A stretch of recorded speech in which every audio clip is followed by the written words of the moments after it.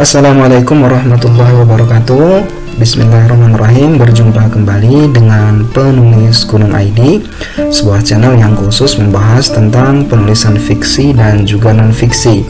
Nah, kali ini secara khusus saya mengajak teman-teman semua, para penulis semua, untuk melihat bagaimana cara menulis novel romantis dengan mudah dan efektif. Setidaknya ada 7 langkah yang bisa teman-teman gunakan untuk membuat sebuah novel romantis yang menarik. Nah, apa saja langkahnya ini nanti saya akan mengajak teman-teman untuk membahasnya. Untuk menghasilkan karya romantis dalam bentuk novel yang hebat dan mampu menyentuh hati pembaca, tentu saja ini tidak bisa dilakukan dalam satu malam. Teman-teman harus itu membutuhkan latihan dan kepekaan yang tinggi dari seorang penulis untuk mampu mewujudkannya. Nah, ini akan lebih mudah jika teman-teman sebagai penulis juga menyadari juga memahami bagaimana proses penulisan yang efektif untuk menghasilkan sebuah novel yang romantis. Nah, apapun jenis novel romantis yang ingin teman-teman hasilkan nantinya, apakah itu tentang remaja, apakah itu tentang romantis horor, apakah itu tentang romantis sejarah dan lain sebagainya, 7 langkah yang akan disampaikan dalam video ini nanti akan membantu teman-teman untuk dapat mengeksekusi penulisan cerita romantisnya itu dengan lebih baik, lebih menarik, dan lebih efektif. Nah, apa saja 7 cara tersebut? Mari saya ajak teman-teman semua untuk melihatnya satu demi satu.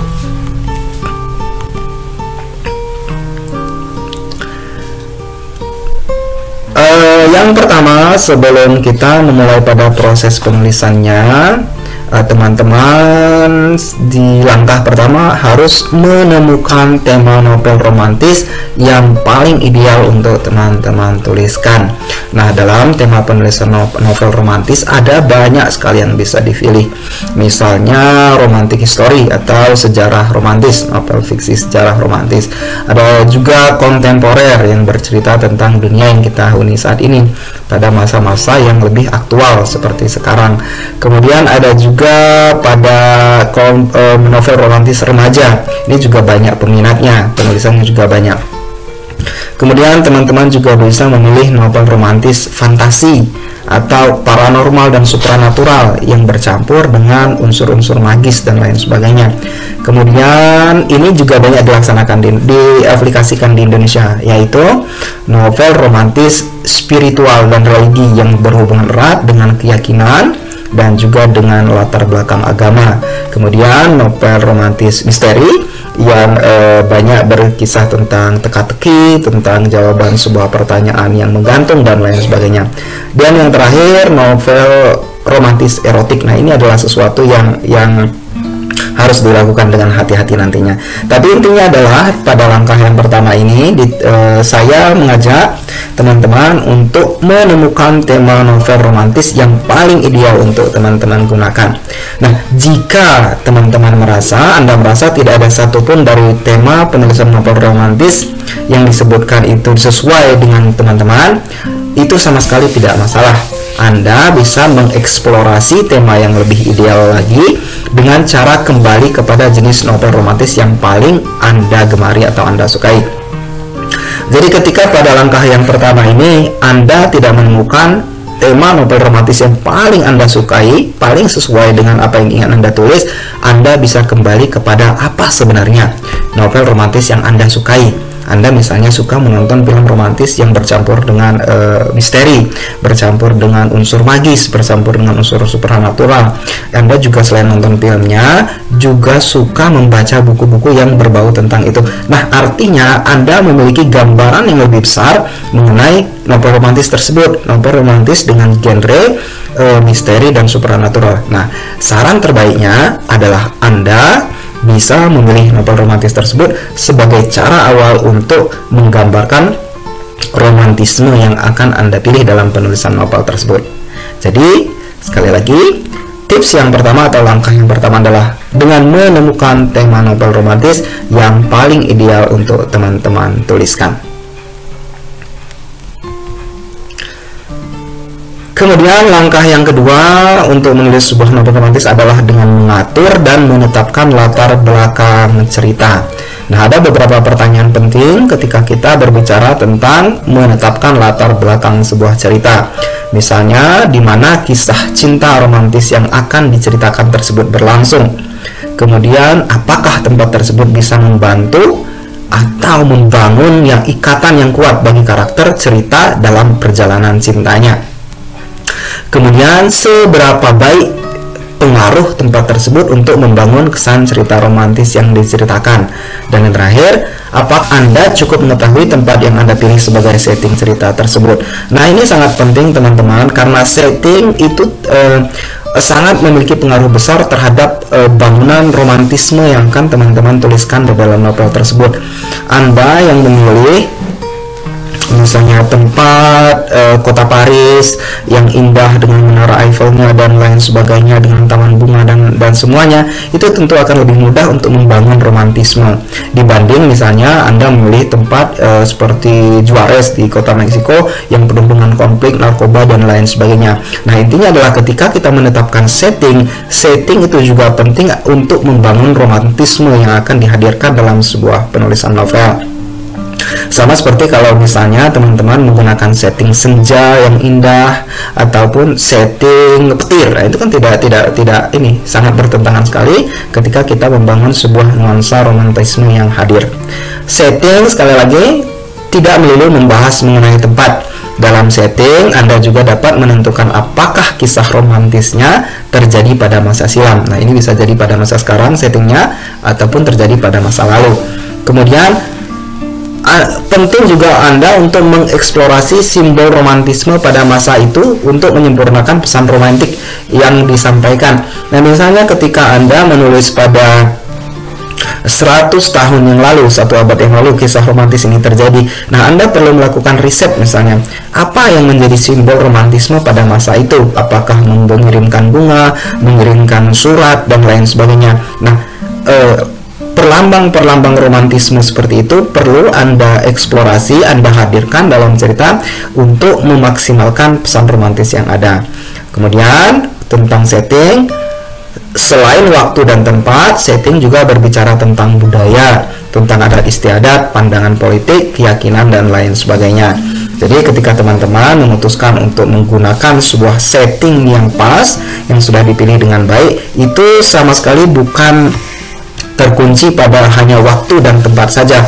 Setting juga berbicara tentang kebudayaan, tentang adat istiadat, tentang pandangan politik, tentang keyakinan dan lain sebagainya. Jadi teman-teman bisa mengeksplorasi setting ini untuk membangun sebuah alur cerita romantis yang benar-benar real, yang benar-benar masuk ke pikiran pembaca dan benar-benar menginspirasi mereka. Kemudian langkah yang ketiga untuk menulis novel romantis adalah dengan menciptakan pasangan kekasih yang kuat.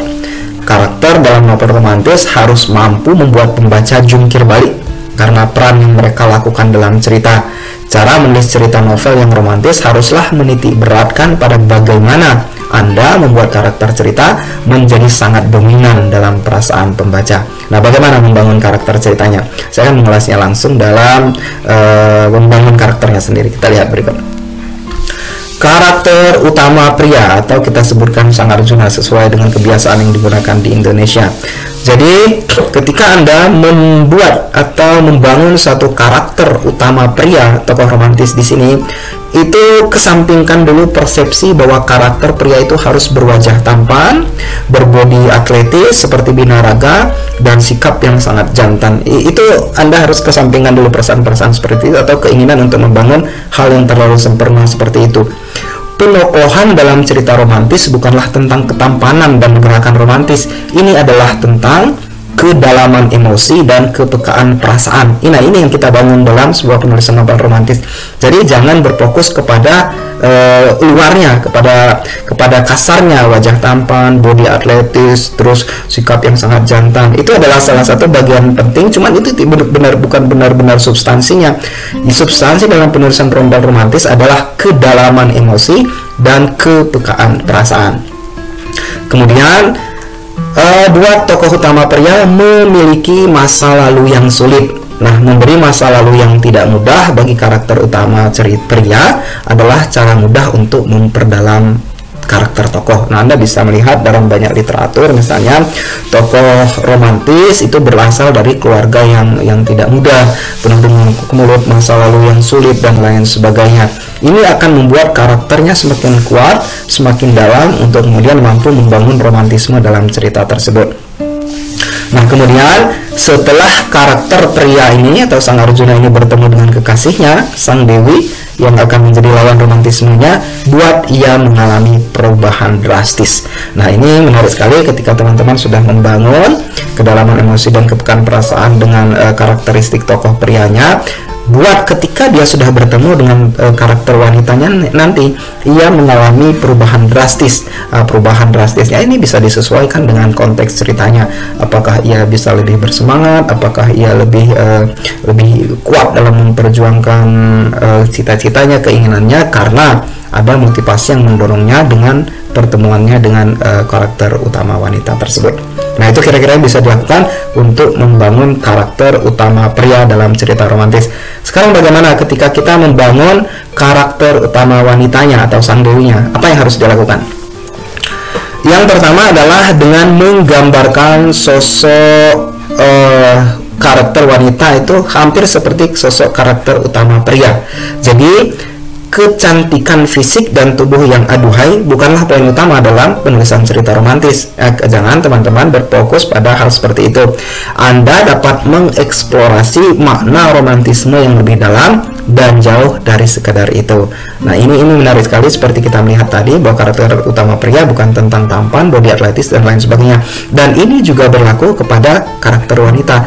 Ini bukan tentang fisik, bukan tentang tubuh yang luar biasa menarik, luar biasa memikat, luar biasa menggoda, tapi ada makna-makna romantisme yang bisa dibangun dengan karakternya sendiri. Kemudian untuk membuatnya lebih kuat, hadirkan permasalahan untuk karakter utama wanita seperti persoalan finansial, ekonomi, ataupun terlahir dari keluarga yang broken home. Nah, ini juga membuat masa lalu yang sulit. Si tokoh wanita mendapatkan persoalan-persoalan yang kemudian akan menemukan muaranya nanti ketika bertemu dengan tokoh pria. Kemudian berisikan sifat karakteristik yang kuat dalam dirinya, yang sifat ini mampu memberi pengaruh sangat besar pada Sang Arjuna atau tokoh utama pria. Nah, ini penting sekali teman-teman ketika kita membuat kisah romantis, yakni menjadikan satu karakter dalam karakter wanita utamanya itu yang mampu memberikan pengaruh besar terhadap karakter utama prianya.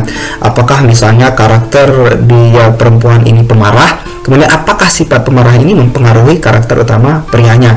Nah, ini sangat harus dihubungkan sekali karena ketika kita membangun sebuah cerita romantis, ada relevansi yang sangat kuat, ikatan yang sangat kuat antara karakter utama pria dan karakter utama wanitanya.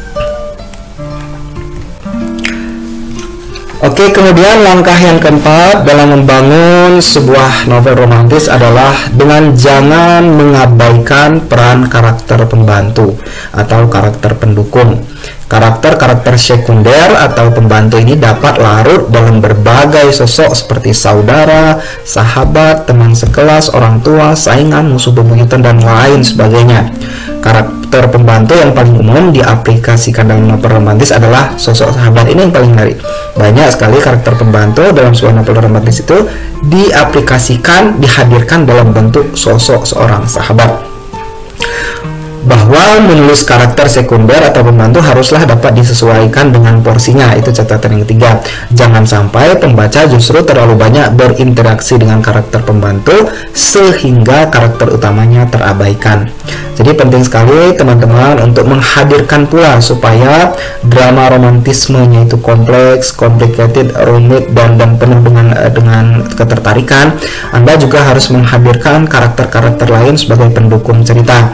Nah, ini bisa teman sekelas yang cemburu, saudara yang tidak mendukung, sahabat tempat curhat yang lari, orang tua yang tidak merestui, saingan yang jauh lebih hebat, dan lain sebagainya. Intinya adalah ketika teman-teman membangun sebuah novel romantis, hadirkan berbagai karakter pembantu yang tujuannya mampu membuat cerita menjadi lebih menarik, menjadi lebih kuat, dan membuat pengembangan karakter tokoh utama dan tokoh prianya nanti menjadi lebih berkembang untuk mencapai tujuan novel yang sempurna nantinya. Kemudian bagian kelima, ketika teman-teman memutuskan untuk menulis sebuah novel romantis adalah dengan menggunakan kiasan dan fakta yang sudah terbukti kebenarannya. Ini menjadi sebuah tips sih teman-teman. Jadi ketika Anda bingung memilih alur cerita yang menarik dari sebuah novel romantis yang Anda tuliskan, Anda bisa menggunakan kiasan atau fakta yang sudah terbukti kebenarannya dan efektif untuk penulisan novel romantis. Nah, apa contohnya? Sahabat menjadi kekasih. Nah, ini kan sudah sangat umum dalam penulisan novel romantis, bagaimana seorang sahabat, hubungan sahabat, dua orang sahabat kemudian menjadi kekasih. Ini terdengar sangat klise sekali, terdengar sangat basi sekali, tapi ini efektif. Ketika Anda menulis sebuah cerita tentang sahabat menjadi kekasih, itu memang sebuah cerita yang sudah sangat lama, sudah sangat umum, tapi ini tetap efektif untuk diaplikasikan dalam sebuah penulisan novel romantis. Kemudian musuh menjadi kekasih. Nah, ini juga sangat sering Anda tentunya dapat melihat dalam film, dalam sinetron, dalam novel, dalam cerpen, dalam apapun, bagaimana dua orang, tokoh pria dan tokoh wanita, yang pertama bermusuhan, saling benci, kemudian jatuh cinta. Itu juga sangat klise, itu juga sangat umum, itu juga sudah sangat basi mungkin kata-kata yang tepat itu. Tapi ini juga sangat efektif untuk diaplikasikan dalam sebuah penulisan novel romantis. Jadi jangan alergi untuk mengaplikasikannya dalam penulisan novel Anda sendiri. Kemudian yang ketiga, satu menyembuhkan yang lain. Nah, ini misalnya ketika Anda membuat tokoh utama prianya merasa terpukul, terus ataukah merasa merasa dalam kondisi batinnya itu membutuhkan penyembuhan. Nah, penyembuhnya sendiri ia dapatkan pada karakter utama wanita, tentang ketergantungan obat dan lain sebagainya, yang kemudian cara pengobatannya sendiri ia dapatkan dari karakter lawannya. Nah, ini juga bisa dibalik, bagaimana misalnya karakter perempuannya yang menderita, yang mendapatkan penyembuhannya, yang mendapatkan recovery-nya itu melalui karakter utama pria. Ini juga sangat umum dilakukan, tapi ini juga efektif untuk diaplikasikan dalam sebuah penulisan novel romantis.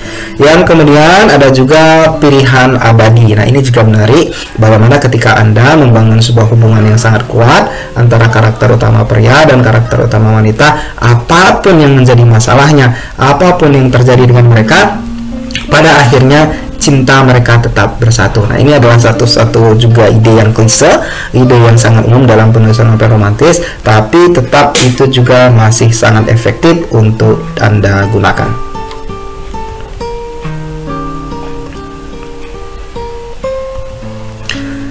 Kemudian langkah yang keenam dalam membuat kisah novel romantis adalah dengan membuat kisah cinta yang Anda tuliskan itu berakhir dengan bahagia. Nah, ini adalah upaya untuk menunjukkan kepada pembaca bahwa seberapapun hebatnya badai yang menghalangi mereka, karakter utama pria dan wanita memang ditakdirkan untuk saling cinta. Mereka akan berakhir dalam dekapan satu sama lain.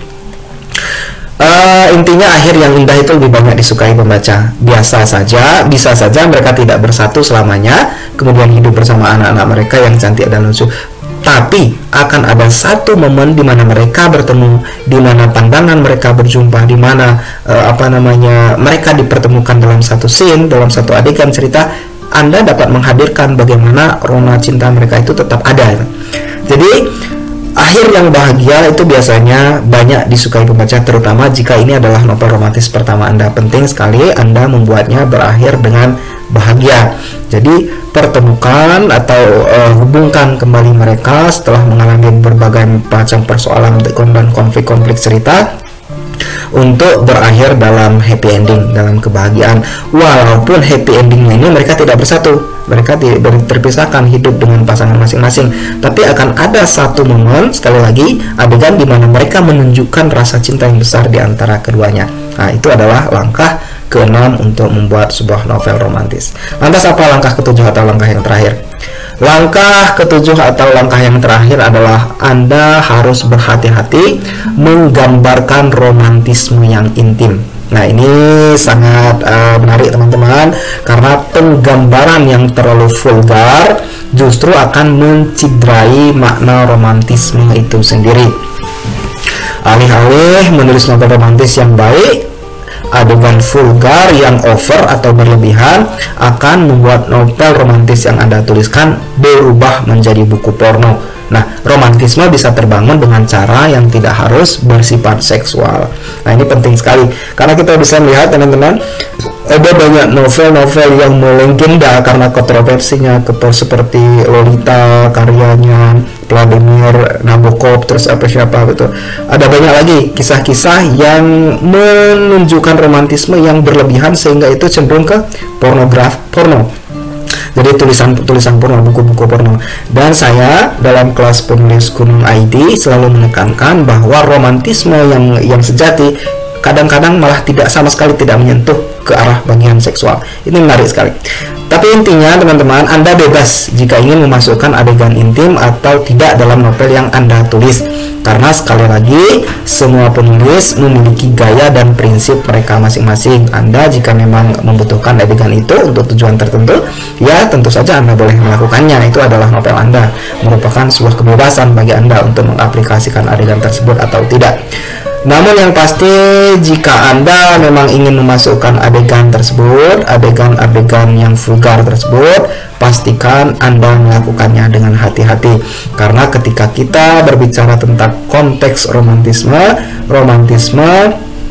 bisa dibangun, sekali lagi, bisa dibangun tanpa memasukkan adegan seksual sekalipun.